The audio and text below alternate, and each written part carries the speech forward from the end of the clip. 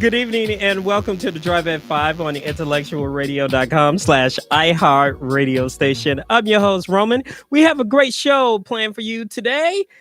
Don't forget, and please don't forget to stay tuned to IntellectualRadio.com/iHeart radio station after the Drive at 5 Warriors Talk with Rochelle at 6 p.m. So let me explain this. She deals with love and inspiration, and she spreads it throughout the week. And she comes back on Monday and does it again and again with a smile on her face. Look at that. Warriors Talk, 6 p.m. with Rochelle. Tonight, my guest is a celebrity CFO, Chief Financial Officer, Corporate Strategist, and author. Please give a Drive at 5 welcome to Ingrid Levon Woolfork. Welcome to the Drive. Well, thank you for having me, Roman. I appreciate that. No problem. Thank you. Please give IntellectualRadio.com/iHeart radio station your background. Oh, my goodness. I have been in finance since I was 6 years old, believe it or not. Whoa. I knew at a very young age that numbers was my gift and my destiny. And Big Mama tested that out with me managing her books. So I think everyone had a Big Mama in their life where they were entrepreneurs, but we just did not know the official word, right? We knew that they had a lot of jobs. And so part of her job was doing things in the community and selling dinners to the local post office. And I calculated her profit at the age of 7. And so I truly have been doing numbers my entire career. Spent 10 years as a corporate controller for a major corporation, managing up to $1 billion in revenue.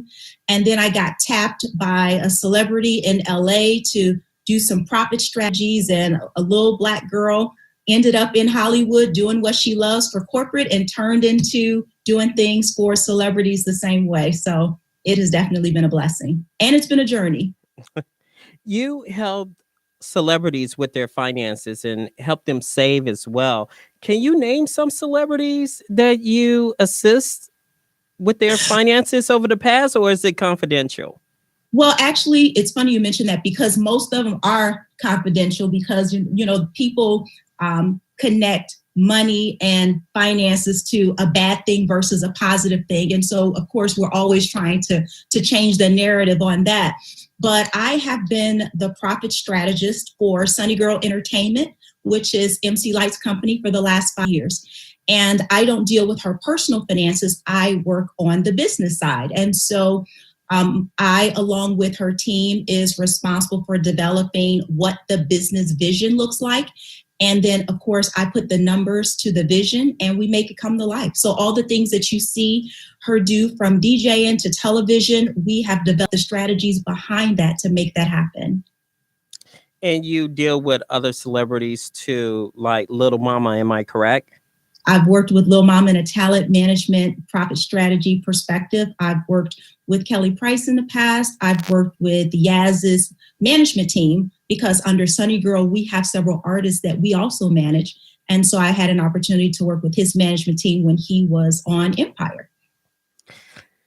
Now, I know that from celebrity, you like to deal with common folks like myself.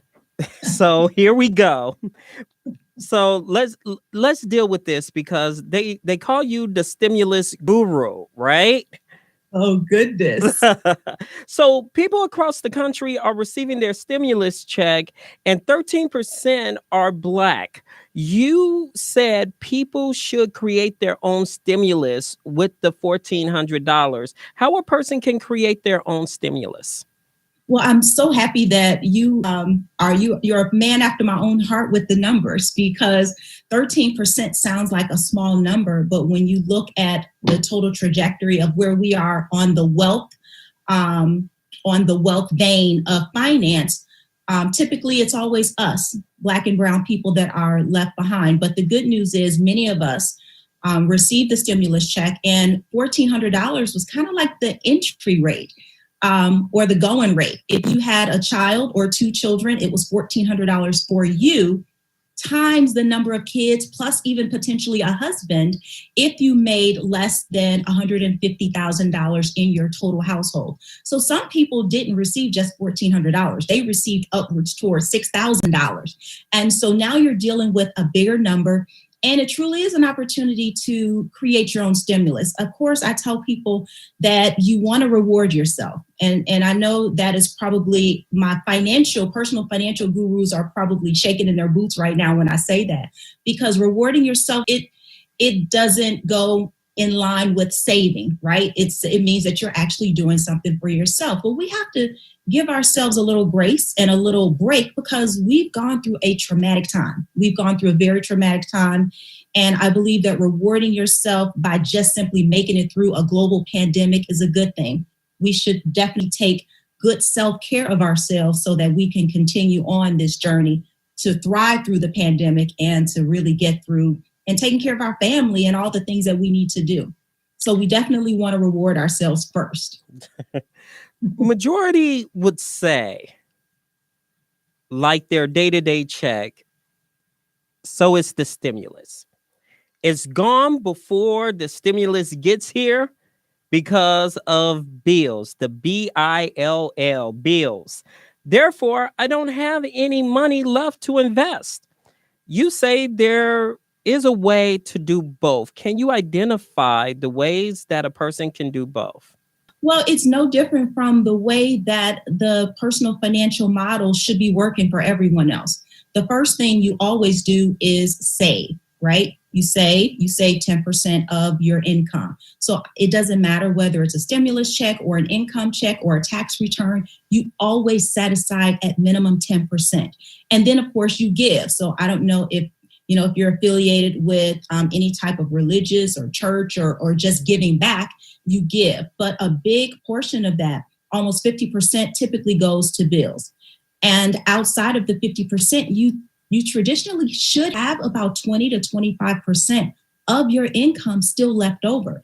And I say with that is the amount that you create your stimulus. You go and you take a class, you start a business. You can start a business for less than $200 nowadays. You can get your website. You can get social media is free. Many of us are really good at doing things that we're doing for free anyway. So you start monetizing that. You start charging people for those things that you're doing free. If you're doing some counseling sessions and you've taken a class and you're giving a bunch of advice on how to write a book or how to cook or how to start a business per se, you can charge for those things and utilize a portion of your stimulus to invest in making that bigger and better. Because we can't just wait on the stimulus. Well, first of all, the stimulus, that's it. We had 3 rounds of stimulus.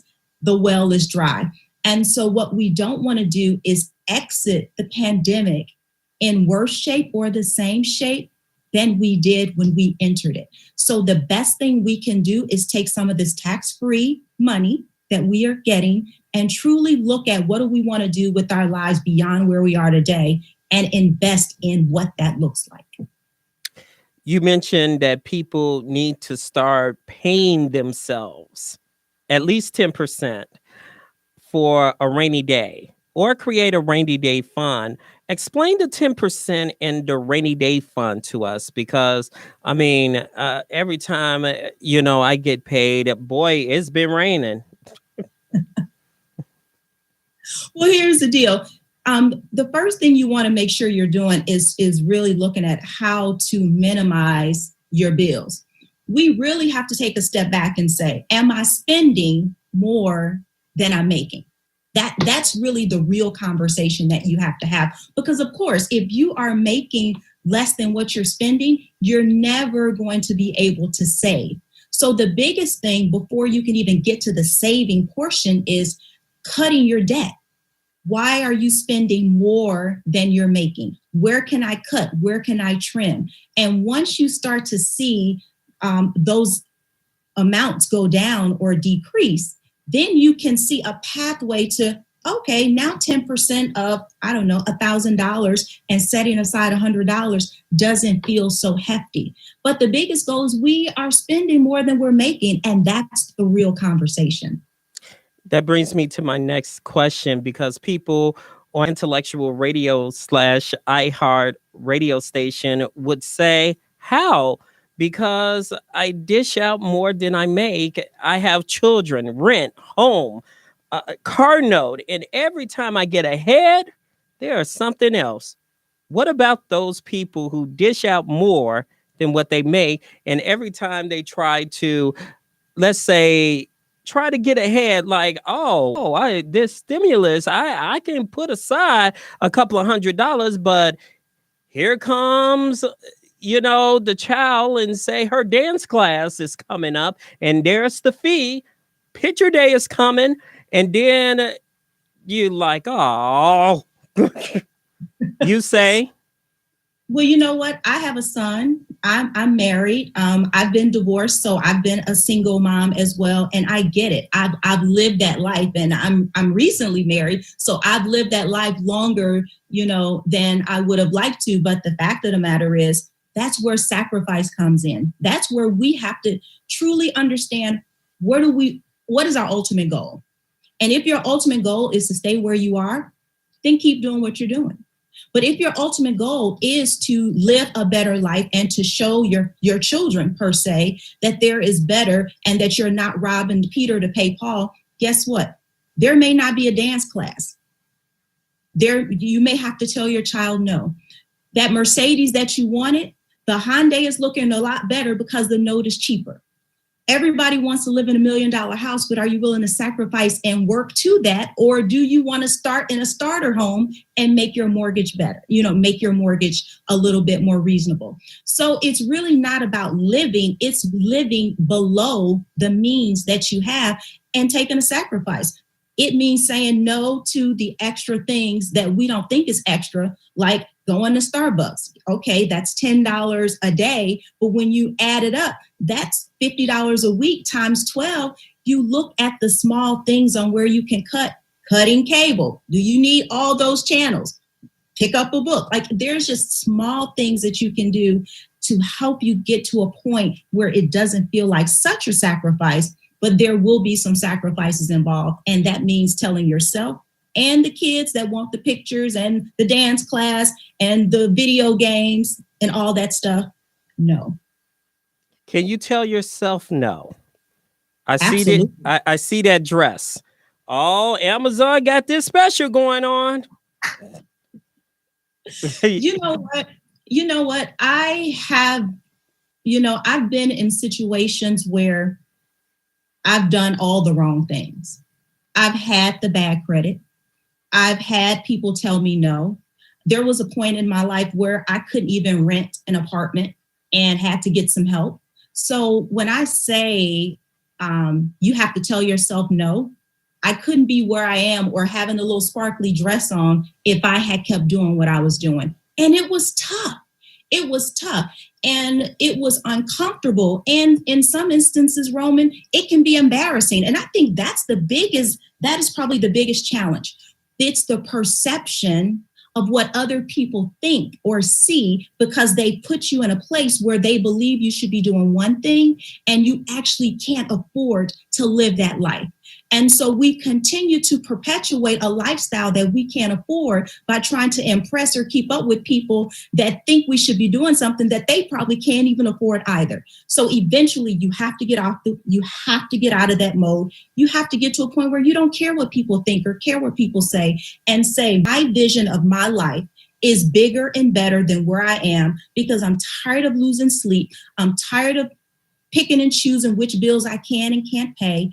And I have to decrease my bills and increase my income. And when I decided that I wanted some different things and I wanted a different life, I got another job and I became a freelancer. I became a consultant. I worked a corporate job, but I still had other streams of income because I needed that money to not only get myself out of debt, but to also get myself ahead. So for those people that are saying, well, I don't have the money to do it, well, then you have to find a way to increase your income. So that means you might have to sacrifice a few hours of sleep to do something on the side hustle, part-time job, start a business, whatever that means. But you can't just have one way of living. It's decreasing your debt and increasing your income. And when that push and pull happens synonymously, then you're going to see the difference. And you can wear the pretty dress with the sparkles that you all see. Although I got this on sale because I'm a consignment shopper.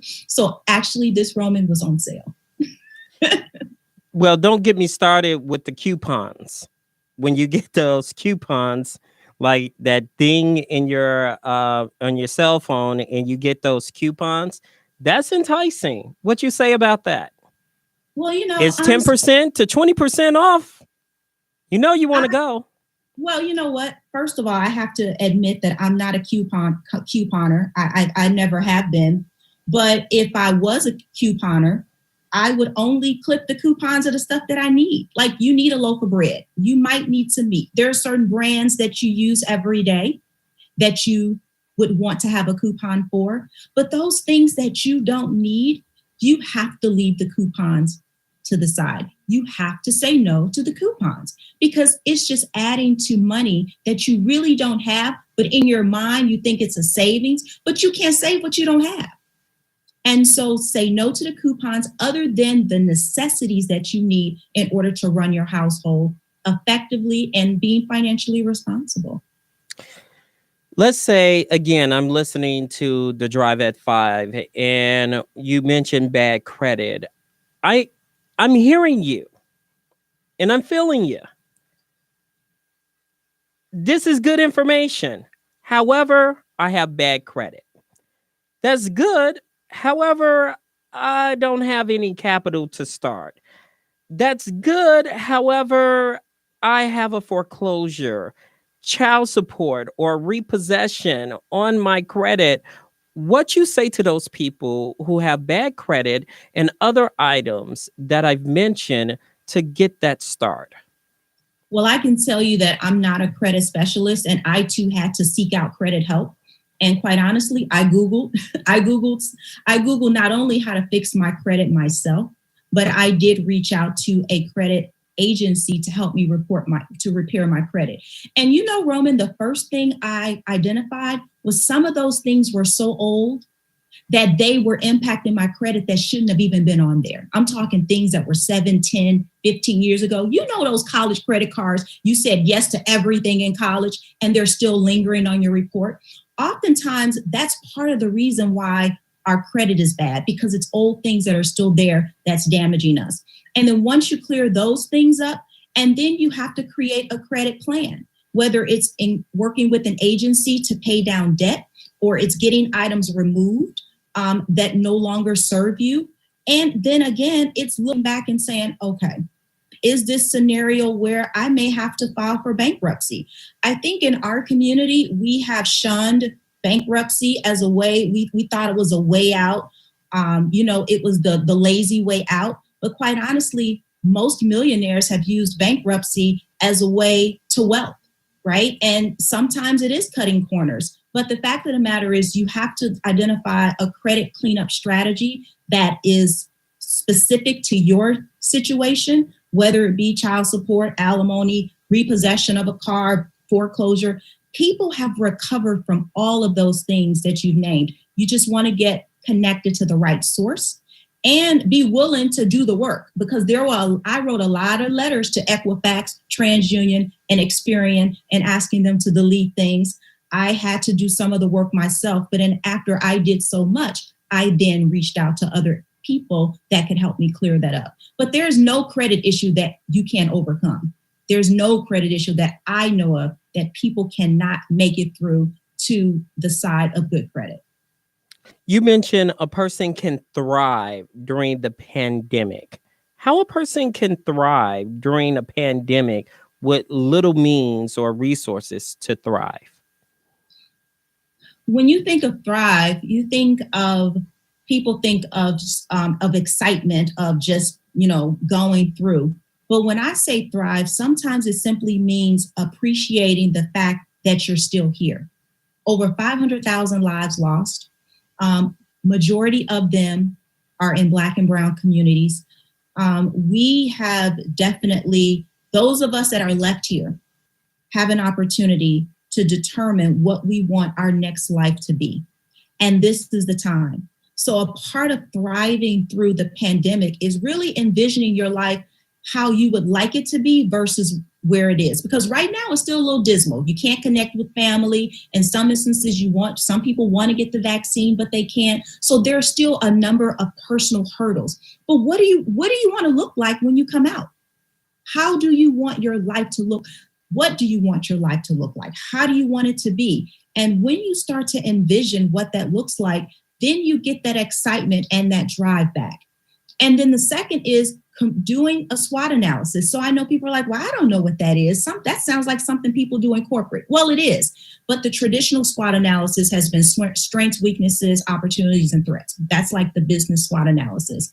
But what I help my clients do is look at strengths, weaknesses, assets, and threats. So I talk about the SWAT, like the people that jump out the truck, like they're coming to save you. Like when all else is gone, the guys in the black truck jump out and they come and save you. And it's strengths, weaknesses, assets, and threats.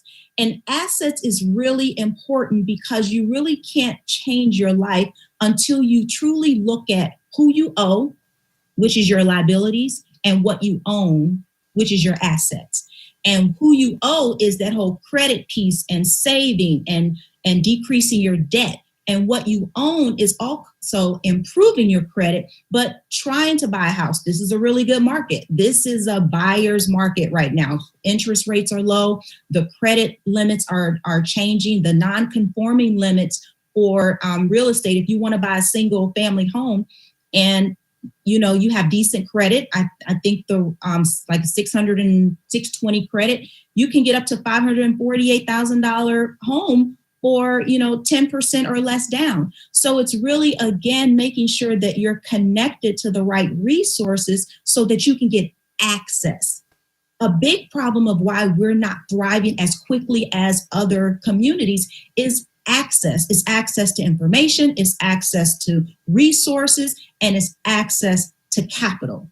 And a big part of that is not asking. So I'm super excited that you're asking me all these questions because there is help for everybody, no matter where they are on the financial trajectory, or if they have a business and they had to close because of the pandemic, or if they have a business and it's a broke business, right? So you spending more than you're making. There are ways to correct those things with the right access.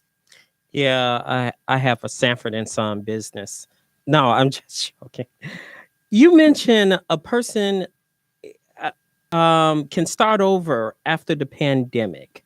Explain how a person can start over after the pandemic.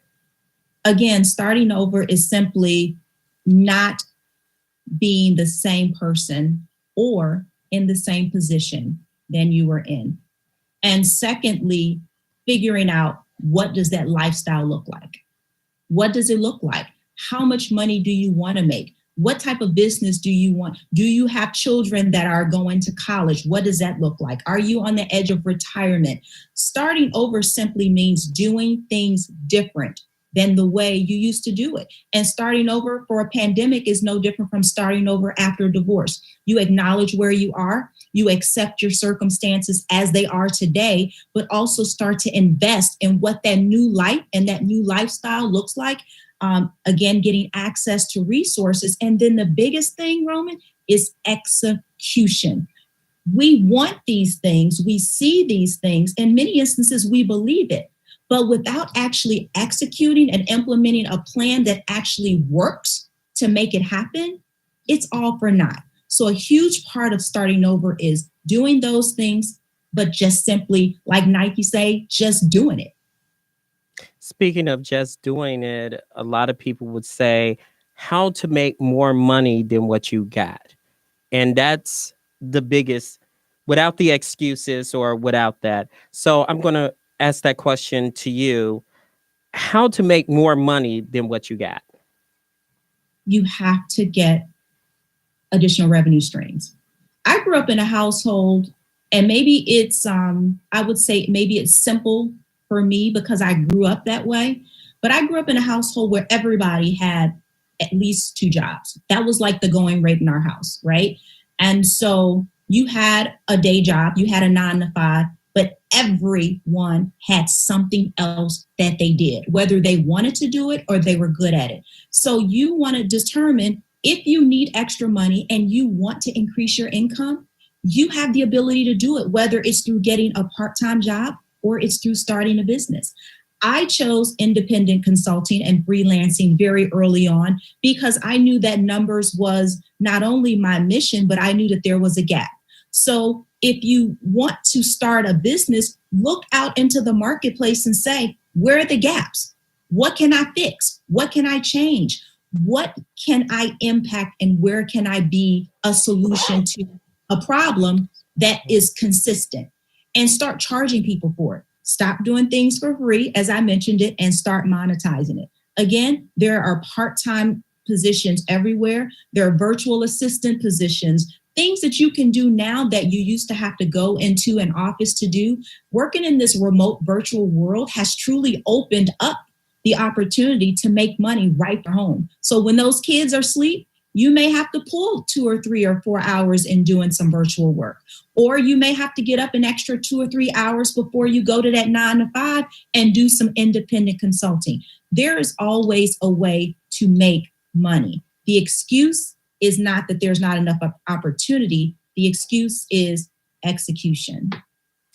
What you say to people who are applying for the PPP, the payroll protection program? And another question is a two-parter. What would you say to the person that say, "Hey, I got the hookup. I got the hookup. You apply for 20,000, man. Give me that 5, and then the rest is yours." What you say? Oh my God, Roman. So I think both you and I have seen in the news where people are actually being indicted for fraud in PPP scams and schemes. So the first thing I'm going to tell you is don't do it. Don't believe that you're just this small fish in this big pond of PPP, $384 billion that's still out there, that's still left, that you can't get caught, because you can. They have increased the investigators on the SBA side to make sure that people are getting it the right way. And if you don't get caught initially, when they go back and ask you for documentation on how you utilize the funds and you can't document how that went, then you're going to still be indicted. So first off, don't do anything wrong. Get it the right way. But if you are a business owner, sole proprietor, gig worker, you are eligible for PPP. And if you don't have, if you haven't done your tax returns, the good news is they're looking at your 2019 tax returns. If you have a Schedule C, you're using your net revenue. If you have a 1099 from 2019, you're using that number. It's a very simplified process. The key is having the right documentation. And so I'm going to even tell your listeners that if you receive the first one, then you need to go ahead and apply for the second draw, because the second draw allows you to again use the same numbers, but to show that you had a 25% decrease quarter over quarter from 2019 to 2020. Most people made less money in 2020 than they did in 2019. So that hurdle should not be hard to meet. Document how you're spending the money. You can use the funds up to 60%, 90% for payroll costs. And guess what payroll costs are? Paying yourself. As an independent consultant, I received the PPP myself. And because it's just me and my company, I was able to pay myself. And so it's not beating the system or gaming the system. You have the right documentation. It's backed up by your tax returns or your 1099. You be accurate and consistent and honest in the answers that they ask you, and you will receive the funds. Okay, I guess that means it's time for you to go. So, Oh my goodness. So I got one more question to ask you, and since you're a strategist, if let's say I receive the PPP and there's room for growth, what can a person invest into or looking to invest that you can possibly recommend? So let me clarify on the utilization of the PPP. The PPP, I like to affectionately call it as the payroll replacement program. And what that simply means is the payroll protection program, which is the official name, is to be used for payroll costs. Up to 75% or 100% if you're an independent consultant should be used for payroll. That means paying yourself. If you have a business, you can use 40% of that for approved expenses. And those approved expenses are traditionally those businesses that have brick and mortar. So interest, rent, some marketing expenses are approved, but you want to be very careful in making sure you're documented. So the PPP are not funds that you can use to invest in growth. However, the EIDL, the Economic Injury Disaster Loan, which is also an SBA approved program, is one that you can use for that. You can get both at the same time, but the EIDL was designed to help businesses survive the pandemic. So if you go to the SBA.gov and look up EIDL or Economic Injury Disaster Loan, people are getting almost dollar for dollar what their annual revenue was in 2019. And if you ask Ingrid, well, how do I use those funds? The approved expenses on Part C of your Schedule C. So if you were to pull out your tax return and pull out your Schedule C and you look at Part C, that's where you have your marketing expense, your rent, all of these, like I call it the write-off category. All of those things are eligible to be used in that. And a part of that can be investing in your business. I have a client, a female dentist in Memphis, and she actually utilized a portion of her EIDL to invest in implant equipment because she wanted to get into another service in the dental industry. So she purchased the equipment, she took the class, and now she's actually generating profit from money that she didn't have to get a loan for.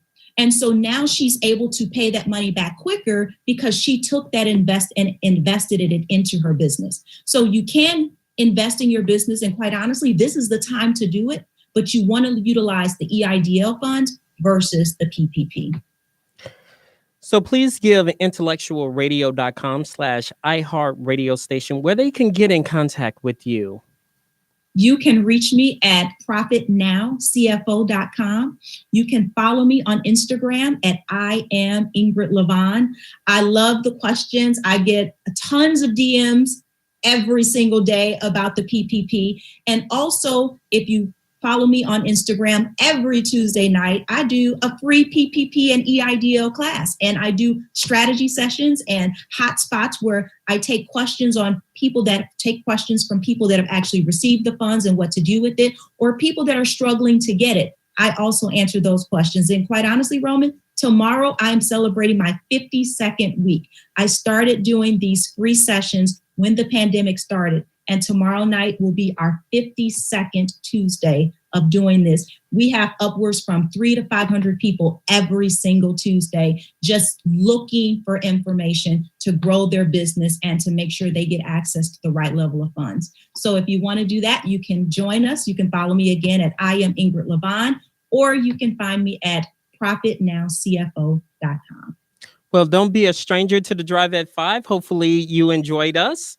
So, I'd love to come back and hang out with you again. Thank you so much. We'll have a seat waiting for you. Okay. I'm going to hold you to that. All right. Thank you so much. Don't be a stranger now. When we come back on the Drive at 5 on IntellectualRadio.com/iHeartRadio station, director Cortez Mack discuss his new film after the break.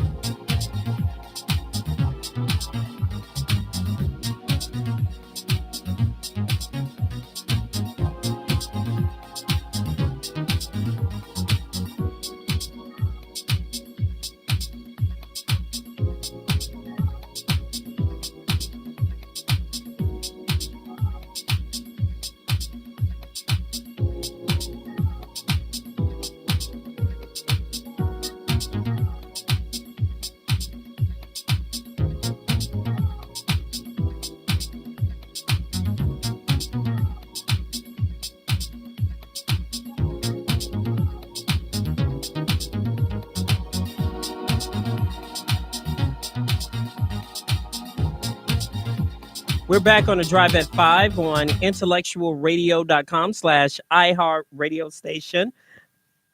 The Drive at 5. My next guest is a filmmaker, director, writer, and producer. His new film brings inspiration into hardship on women's lives.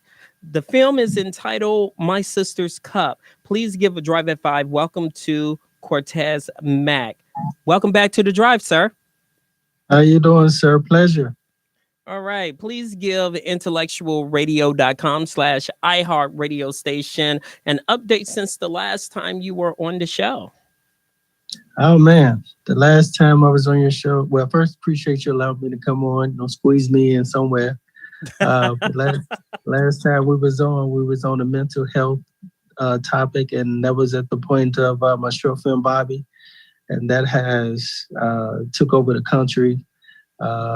And being used as an educational piece. But since then, just a couple other film projects has really been out there, posters, trailers. But the one that's really making some noise right now is an upcoming film entitled My Sister's Cup, which will be filmed here in Chicago and released this summer. And we supposed to shot it last year, but pandemic kind of did some things. So it's a good thing, because now the trailer has gone international and won a couple of awards from Europe and Sweden, Prague, as well as so many other film festivals here. But so it's kind of making some noise. So we're grateful. So tell us a little bit about My Sister's Cup. Tell us about that. Well, My Sister's Cup is a story about 4 sisters learning forgiveness and wisdom through the teachings of their mother. It's basically a storyline around how our sisters, mainly our African American Black sisters, should just support each other, being an encouragement to each other, and being accountable to each other. We see a lot of negative storylines and images regarding our Black women, as far as getting treated badly through men and each other. But this is a story of how sisters coming together, how to heal each other, be there for one another, and just build up our women. So that's that, and we're doing it from a Christian storyline, biblical storyline. What was the inspiration for the film? There was a key moment that it was an inspiration that you decided to do My Sister's Cup. What was that inspiration? Oh man, the inspiration growing up being the only boy in the house and the oldest. So I had to learn how to be patient, understanding with sisters, and then end up getting married and over 21 years being the only dude in the house. And with those stories and being a hope, understanding to all these various women in my life, it's just a matter of taking what I've seen them kind of battle with and bring it to a place where of empowerment for women, an encouragement to them for each other. So that's where that came from. Some people would say, living in a household full of women, they would say, "Brother, I feel your pain," right? Oh, Jesus. So, judging by the film, heavy topic. It is a heavy topic. Does the inspiration defines the characters, or the hardships defines the characters in the film? Well, it's the I want to say the first part you said, because I know the second part was about something about hardship. I mean, does the inspiration defines the character, or the hardship defines the character? The inspiration defines the characters. I wrote this where it doesn't have to show so much negative images as far as physical abuse, verbal language. We see these stories out here now in these different platforms. Sometimes The inspiration could just be uh, being inspired by a sister in the film. It doesn't have to be harsh, but to also show compassion, empathy for your fellow sister, whether it's biological or friendship sister, that type thing. Um, because all our women need hope, and most of them don't realize they're already wise women, and a lot of them just tend to kind of go through the motions of as if they having to struggle, which they don't. But that's good to have a accountable sister, friend, or however the case may be, even a mother of wisdom, to impart strength into them. And also the spirit of forgiveness, which is one of the main key elements, because the sisters learn how to forgive one of the most prominent figures in their life, and that's their father. How do you define forgiveness? Some people say, I forgive you, but they still have that thing lingering on of their troubled past. There are some that's like, okay, forgiveness, okay, we're going to turn the page. Nothing is on the page. It's up to you if you're going to write something on that page. But how do you define forgiveness in this film? Um, Forgiveness, from my perspective and within the film, is all about compassion. There are places in our life that sometimes and decisions we make that we don't know how it's just going to affect us, but the people around us. And sometimes we have to realize that we can make those decisions. And as much as the bottom line is, as much as we want God to forgive us, have compassion for us when we do the most simplest wrong thing in life, we got to have that same thing. Especially if we all claim to have a relationship with God and being Christians and all these things, we just can't talk this stuff. We have to have a heart of forgiveness, because listen, at the end of the day, we're gonna need somebody to forgive us. The film And gives. go ahead. Go ahead. I'm sorry. There was a long pause, so I thought I can get in. So go ahead. I'm sorry. Well, I was just saying, in addition to that, we have to learn that sometimes we are the inspiration of people that don't know how to forgive. We're the example of how forgiveness should work, because we still need to embrace those who we think hate us, don't like us. Those people are going through moments, and the best way to forgive is when you are at peace with any and everything. And listen, that's a thing right there. Go ahead now, doctor. The film gives reference to a biblical verse, Genesis 12:13. Explain to us the verse and why this verse is so relevant in the film. I believe it's Genesis 12:13, if I'm not 12:13. mistaken. And it talks about how that sister or that woman in that passage had to be a strength to her sister when she's in her moments. She may be down, she may be sad, uh, anything can happen. And sometimes we just, another woman needs another woman of virtue and with a strong prayer life to help them through it. The Bible tells us we are helpers one to another. And sometimes we have to ask God to give us strength to pour, in this case, ask another woman to help pull another woman out. Because every woman don't want to be depressed, dealing with this stuff. And a lot of women feel like they're by themselves. But God will always send somebody to help us get out of where we need to, whether it be depression, feeling lonely. That's why that scripture just stuck out to me. And it took me a while to research a scripture that can match this film. There is a quote in the film as well that states, "You don't understand my position until you have to protect your own children." Tell us about the meaning behind that quote. That's a mother who's making a statement to her youngest daughter who, as a younger age, now I'm not trying to give like a little spoiler thing, but the youngest daughter, who she says that to, has an issue with the father, who actually, the last time she saw her father in the film, he unawarely pushed her. And that she carried that grudge for 20, 25 years.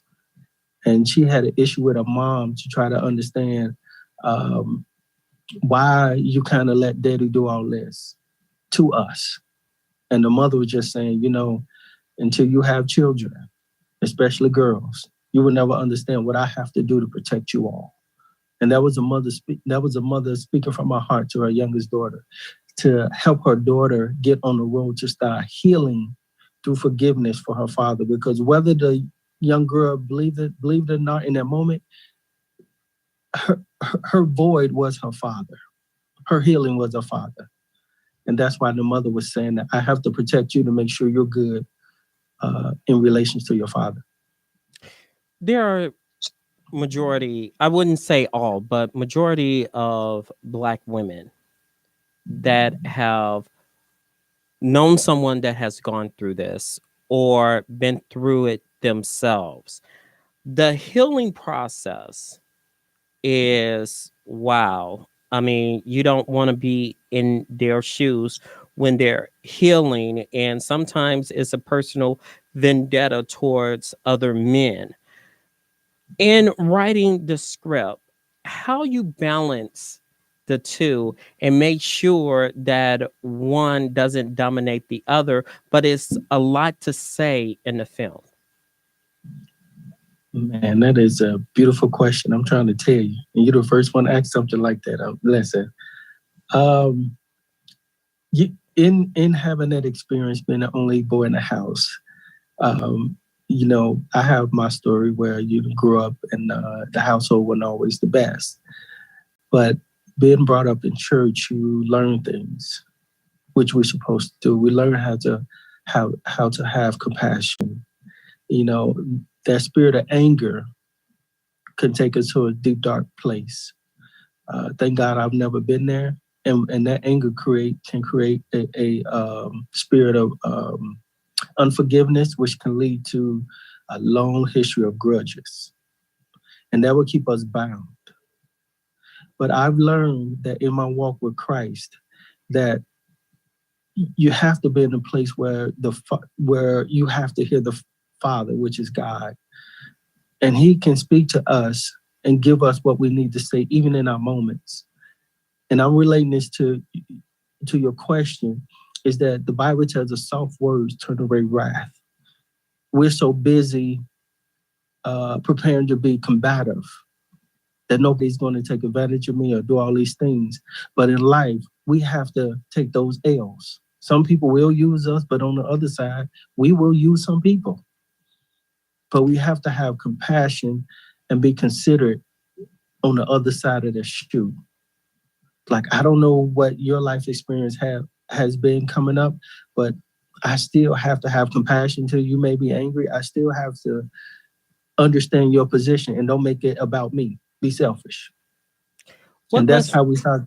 Oh, I'm sorry. Your long pause again, man. It's throwing me off. I'm sorry. I'm just joking, man. No, go ahead, no problem. I was thinking that you sorry. You're gonna turn into this interview and you're like, oh. I'm sorry. So go ahead, finish. I'm sorry. No, I was just saying, as an example, we can't make it about us. If we want to heal, we can't make it about us. We got to see where your heart, as you for an example, I got to see where your heart is and hear your voice and try to help you get at least out of the dark place that you may be in. And that's where the compassion comes in at.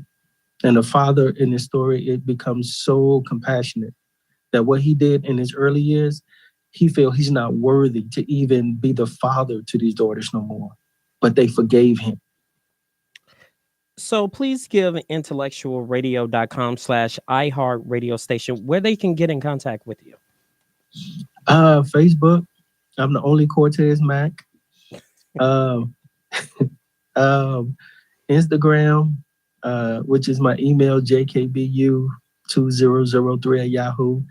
And don't check that too much because I'm rarely on it. Facebook is really the kind of place to catch me. I'm learning to get more social stuff, but there's too much stuff out there. We're gonna help you with that, brother. The film is called My Sister's Cup, and it will be out real soon. You'll come back and you will give us the date and time so we can come out and support a real strong film. Thank you so much, and don't be a stranger to the Drive at 5. Okay. That's going to do it for us on the Drive at 5 on the IntellectualRadio.com/iHeart radio station. Thanks to Earl Winfrey, our executive producer, Wanda, who's behind the scenes. Next week, everyone, Robin Robinson on the Drive at 5. You guys have a nice week. Why does it always happen so soon? Out of our hands, out of our control.